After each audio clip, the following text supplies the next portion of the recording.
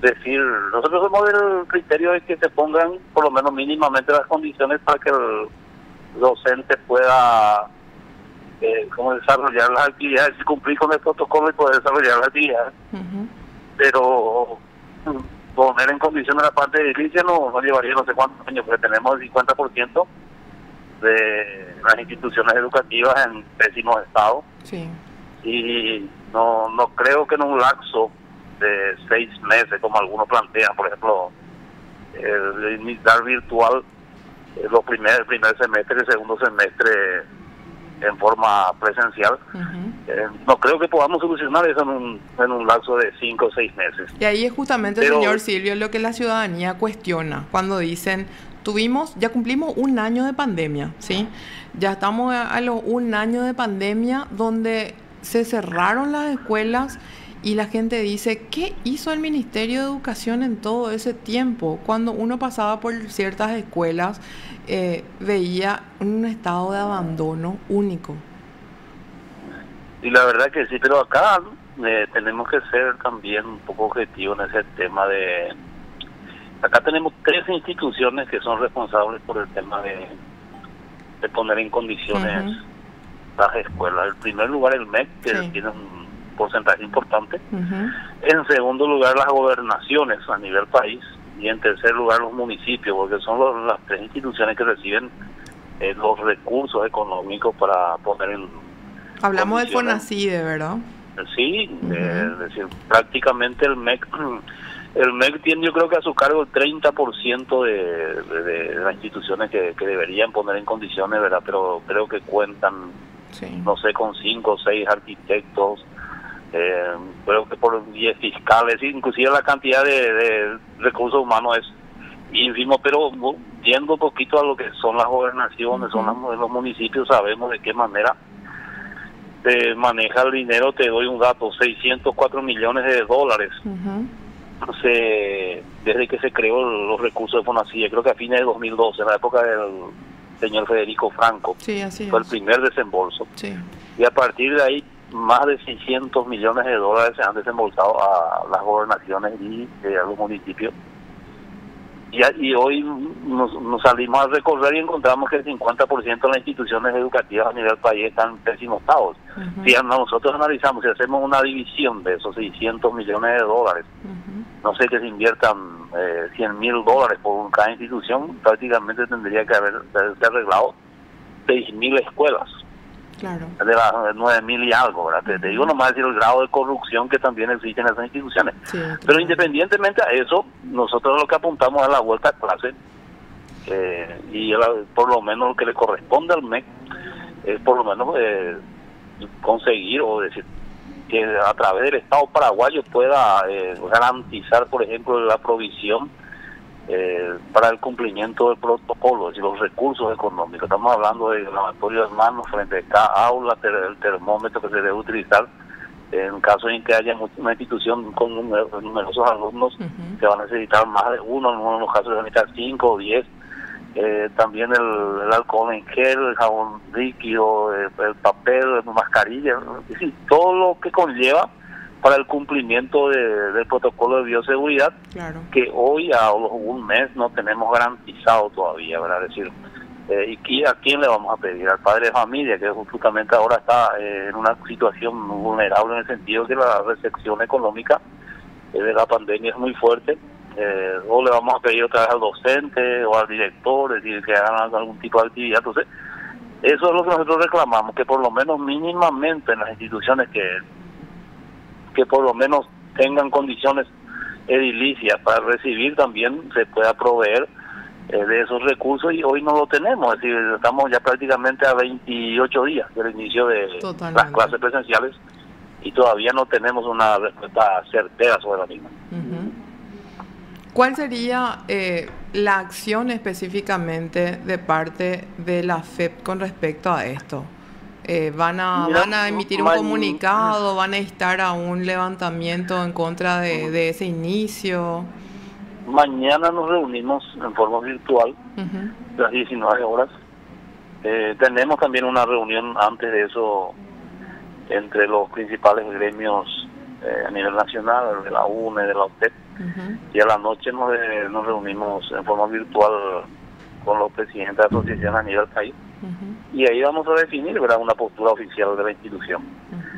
A priori, así te digo, menos como en forma personal, al menos nosotros no estamos de acuerdo a que se inicien las clases presenciales en las instituciones que no estén en condiciones. Y en caso de que se dé lo virtual, también tenemos otro problema. Tampoco estamos preparados para lo virtual. También el aprendizaje fue bastante escaso y prácticamente también sería un fracaso en la calidad educativa, estoy hablando, el tema virtual. Estamos entre la espada y la pared. Las escuelas no están en condiciones y lo virtual tampoco tenemos las más mínimas condiciones, principalmente en el campo y muchos lugares donde no existen conectividad. Tampoco los chicos de escasos recursos, algunos no tienen el celular, otros decir no tienen el dinero para cargar, es decir, para poder recibir a través del WhatsApp. Claro. Y todo eso conlleva, es decir, no sabemos cuándo. Si nosotros decimos que es un peligro el tema de exponerle tanto al docente, al chico, las clases presenciales, pero si no vamos a hacerlo en forma virtual, pero en forma virtual tampoco tenemos las condiciones. Qué fuerte en este momento que hoy justamente habla uno de los referentes que no es menos importante, que es justamente el jefe de vigilancia sanitaria, que es el doctor Guillermo Sequera, diciendo que sí está a favor que las escuelas rurales vuelvan a las clases presenciales incluso. Imagínense, yo escuché eso, pero así textualmente dije, no puedo creer. Lo rural se podría dar si es que, pero tenemos que, en primer lugar, porque el Estado tiene que cumplir. ¿En qué sentido? Claro.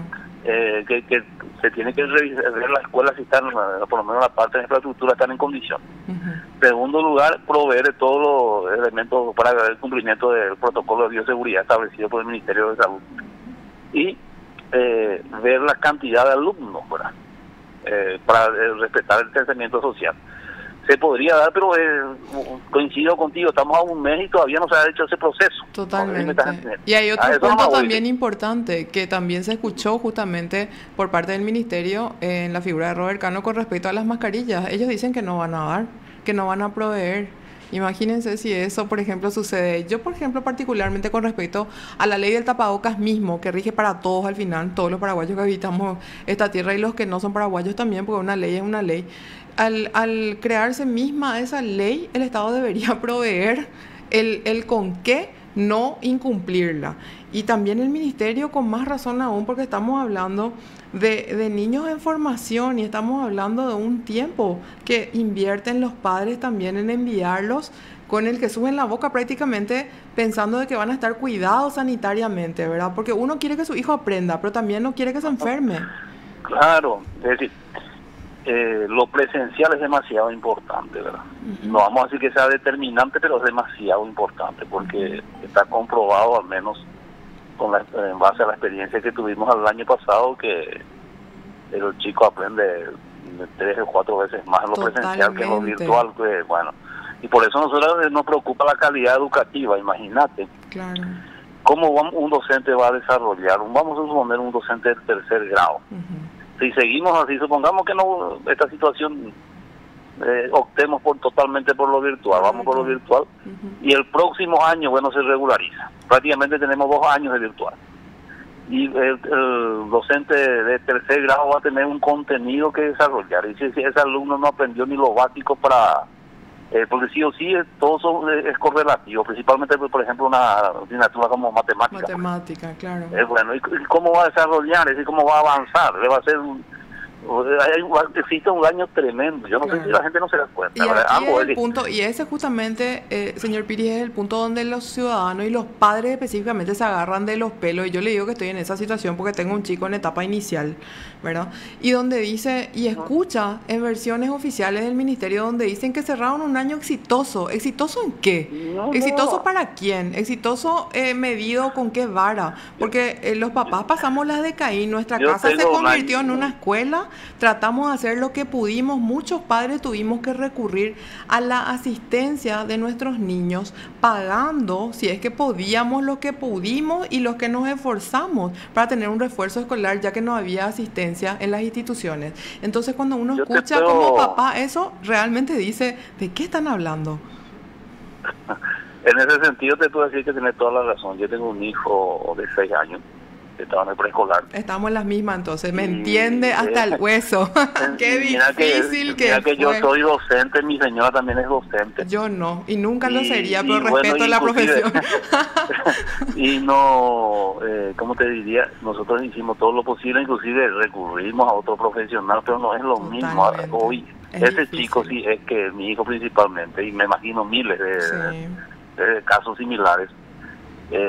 Hoy todavía no aprendió a leer fluidamente, apenas es dificilísimo. Y si es que eran las clases presenciales, hoy él está ya leyendo tranquilamente y ahora ¿cómo va a desarrollar la profe del primer grado? Pues ya está en el primer grado. Sí, este año es que está con nosotros real y literalmente, no, ¿verdad? Por eso yo te digo, si por mí, ojalá, ¿verdad? Yo no sé, tengamos la varita mágica y poder poner todo en condiciones que el gobierno pueda poner y que nuestros hijos puedan mínimamente asistir, pero chocamos con la realidad de que eso no es así. Claro. Y si es totalmente virtual, el daño que otra vez se le ocasiona a nuestros hijos también es irreparable, porque sabes que tiene el lapso de los 5 años, a partir de los 5 hasta los 8 años más o menos es donde se desarrolla, eso está científicamente comprobado, es donde nuestros hijos desarrollan la mayor parte de sus habilidades. Sí, y justo en este momento ocurre eso, por eso al menos para mí es preocupante. Sí, y dejemos de compararnos con el exterior para ir cortando nuestra comunicación. Yo le agradezco su tiempo porque de verdad a mí me pica muy fuerte y no me puedo rascar donde me pica porque no es en la piel, me molesta cuando escucho que dicen, y ni siquiera Uruguay volvió a clase, ni siquiera esto, o sea, hay que tener en cuenta, como usted está diciendo y recalcando, las condiciones. No es que los papás queremos tirarle a nuestros hijos al colegio y olvidarnos de ellos, ¿verdad? Porque es cierto, todos tenemos nuestras actividades laborales, nuestras actividades terciarias, todo, ¿verdad? Pero principalmente, ¿por qué hacer ese tipo de comparaciones cuando debemos enfocarnos en potenciar los recursos que nunca se hicieron, dar condiciones pero básicas, porque evidentemente no vamos luego a llegar a un nivel de excelencia con las autoridades que a veces tenemos porque parece que es mentira, es como si fuera que tienen una desidia y que no quieren mejorar? Yo creo que uno debería tratar de querer mejorar, porque cuando uno se luce, se habla bien de esa institución, se habla bien de esa persona, pero dejemos de comparar también ese tipo de situaciones y preocupémonos más en potenciar y en arreglar nuestros desastres, porque hay muchos problemas y son visibles y se percibe, porque hay muchas personas que más o menos como quieren poner el palo a la rueda diciendo, bueno, no te importa la salud de tu hijo y querés que vuelva a la escuela. No pasa por ahí. No, nada que ver, bueno. Nada que ver. Es la misma cosa de cuando a veces yo le iba a algunos colegas, sabes que tendríamos que analizar la vuelta a clase, algunos se enojan y me dicen que pucha, uno quiere que tu colega muera. No es eso, yo pienso en el futuro, el que le espera es al trabajo de mi colega, va a tener que lidiar con alumnos que no tienen ni más mínimo conocimiento. Totalmente. Y es el doble trabajo, al menos si lo quiere hacer bien, va a tener que trabajar el doble o el triple para sacar mínimamente un buen producto al final de año, ¿verdad? Claro. Te agradezco por la entrevista. Igualmente, estaremos en contacto. Gracias. Usted está escuchando PDS. Bueno, así escucharon entonces la situación en cuestiones